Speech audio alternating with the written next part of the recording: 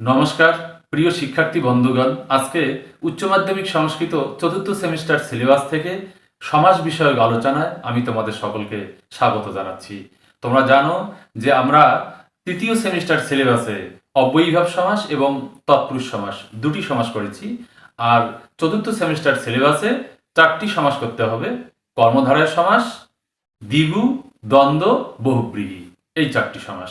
তো আজকে শুরুতে আমি তোমাদের আলোচনা করছি সাধারণ কর্মধারয় সমাস। দেখো, তো সাধারণ কর্মধারয় সমাস কাকে বলে, সংজ্ঞাটা কি? দেখো, যে তৎপুরুষ সমাসে সমসমান পদগুলি সমানাধিকরণ অর্থাৎ বিশেষ্য বিশেষণ ভাবাপন্ন হয় তাকেই সাধারণ কর্মধারয় সমাস বলে। যেমন দেখো, নীলোৎপলম সমান সমান, এটাকে ব্যাস বাক্য করলে কি হবে? নীলম উৎপলম। তোমরা দেখো, এই যে নীলোৎপলম, এটাকে ব্যাস বাক্য করে কি করা হলো? নীলম উৎপলম। প্রথম পদটি কিন্তু বিশেষণ পদ আর পরপদটি বিশেষ্য পদ। তোমরা জানবে যে সাধারণ কর্মধারয় সমাসে যে পূর্বপদ এবং পরপদ বিশেষ্য বিশেষণে ভাবাপন্ন থাকবে। পূর্বপদ বিশেষণ হবে এবং পরপদ বিশেষ্য হবে, এবং উভয় পদে প্রথমা বিভক্তি থাকবে। আর অনুবাদ করার সময় মানে ব্যাস বাক্য করার সময় তোমাদের একটা জিনিস লক্ষ্য রাখতে হবে যে পরপদ যেহেতু বিশেষ্য আর পূর্বপদ যেহেতু বিশেষণ, তো এই বিশেষণের কাজ হবে সবসময় বিশেষ্যকে অনুসরণ করা। অর্থাৎ বিশেষ্য পদের যে লিঙ্গ যে পুরুষ যে বচন হবে, বিশেষণ পদেরও সেই লিঙ্গ সেই পুরুষ সেই বচন হবে। এখানে দেখতেই পাচ্ছ নীলম উৎপলম, উৎপলটা হলো বিশেষ্য পদ আর নীলমটা হলো বিশেষণ পদ।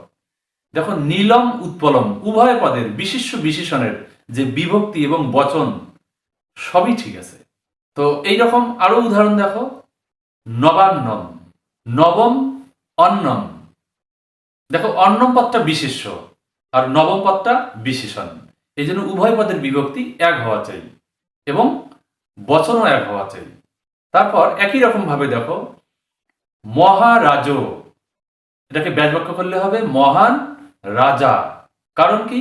রাজন শব্দের প্রথমার এক বচনে রাজা হয়, আর মহৎ শব্দের প্রথমার এক বচনে মহান হয়। এই জন্য দেখো উভয় পদের বিভক্তি কিন্তু ঠিক আছে, মহান রাজা। তারপর সৎ পুরুষ, এটাকে সমাস করলে কি হবে? ব্যাস বাক্য করলে সন পুরুষ। একই রকম ভাবে আগের মতোই, যেমন মহান রাজা হলো, মহৎ থেকে যেমন মহান হলো, সেই রকম সৎ থেকে সন হলো, সন পুরুষ।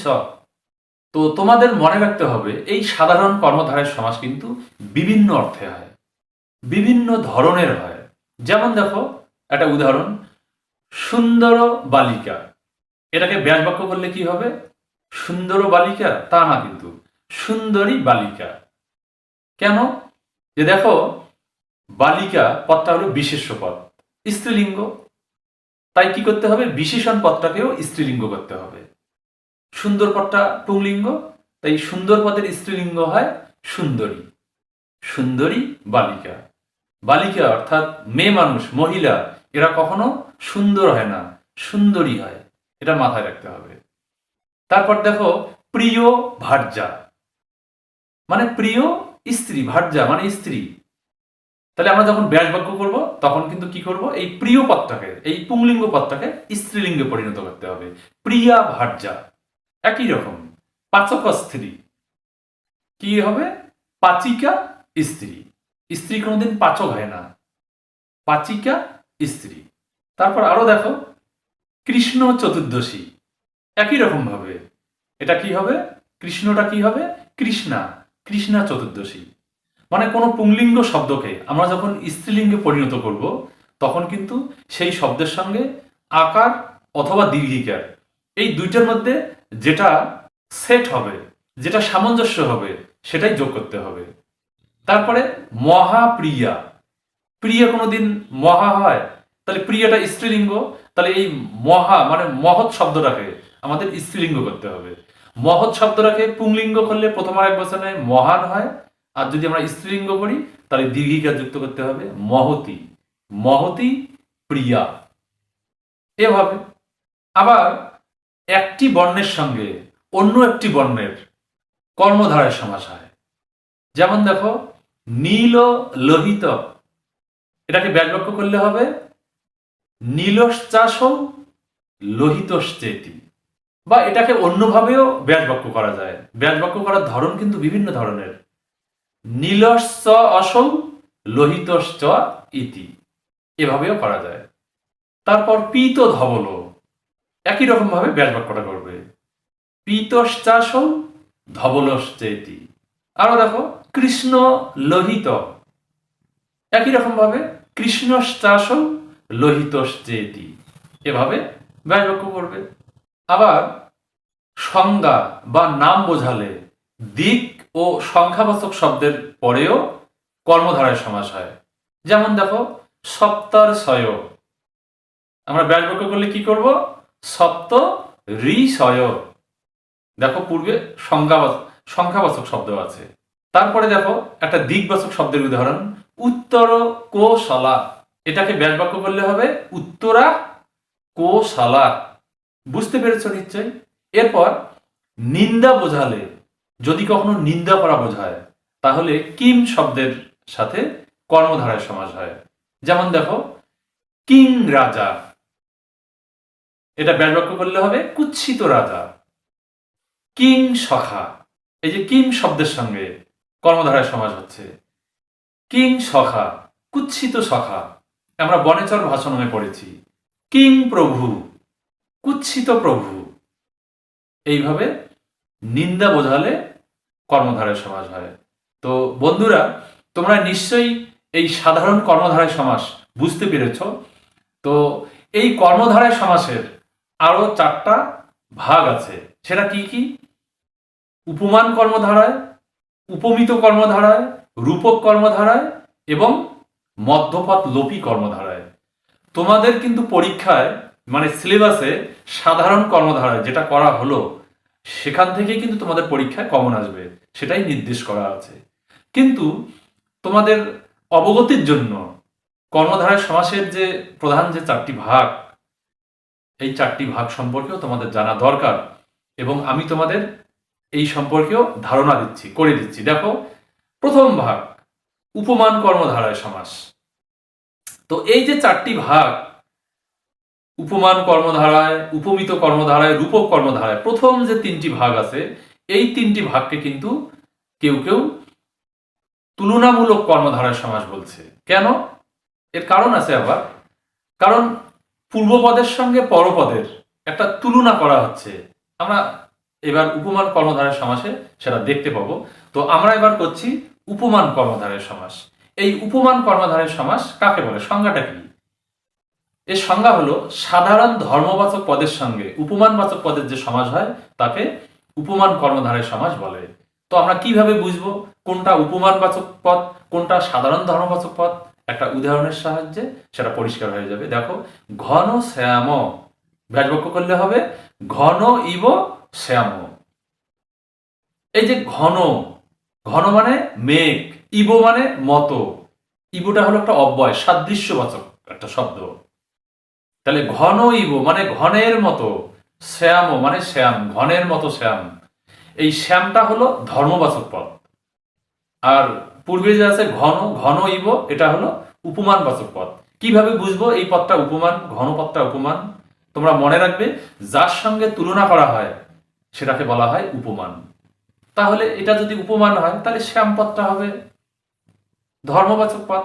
আর ইবটা তো সাদৃশ্যবাচক শব্দ, ঘনের মতো শ্যাম, ঘন মানে মেঘ, মেঘের মতো শ্যাম। তো এখানে কি করা হচ্ছে? তুলনা করা হচ্ছে। শ্যামের সঙ্গে বা শ্যামকে মেঘের সঙ্গে, ঘনের সঙ্গে তুলনা করা হচ্ছে। এই জন্য এই সমাসগুলিকে তুলনামূলক কর্মধারয় সমাস বলা হয়। তো পরীক্ষায় যদি সমাসের নামকরণ করতে হয়, তাহলে কিন্তু তোমরা লিখবে উপমান কর্মধারয় সমাস। সেখানে কিন্তু তোমরা লিখবে না তুলনামূলক কর্মধারয় সমাস, তা কখনো লিখবে না। তো আরো উদাহরণ দেখো, অনলোজ্জ্বল, একই রকম ভাবে অনল ইব উজ্জ্বল, মাঝখানে ইব বসিয়ে দেবে, হয়ে যাবে। শঙ্খ ধবল, শঙ্খ ইব ধবল। তুষার ধবল, তুষার ইব ধবল। তুষার শীতল, তুষার ইব শীতল। দেখো কত সহজ হচ্ছে। উপমান কর্মধারয় সমাস। তো তোমরা নিশ্চয় বুঝতে পেরেছ। এবারে আমরা আসছি উপমিত কর্মধারয় সমাসে। এই উপমিত কর্মধারয় সমাসের সংজ্ঞা কি? এখানে সাধারণ ধর্মবাচক পদ থাকবে না, অনুপস্থিত থাকবে। এখানে তাহলে কোন কোন পদের সঙ্গে সমাসটা হবে?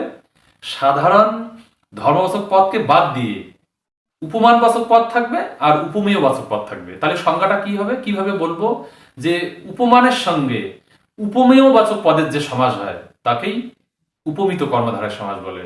যেমন দেখো, পুরুষ ব্যাঘ্র, এখানে ব্যাস বাক্য করলে হবে পুরুষ ব্যাঘ্র ইব, মানে পুরুষটা বাঘের মতো।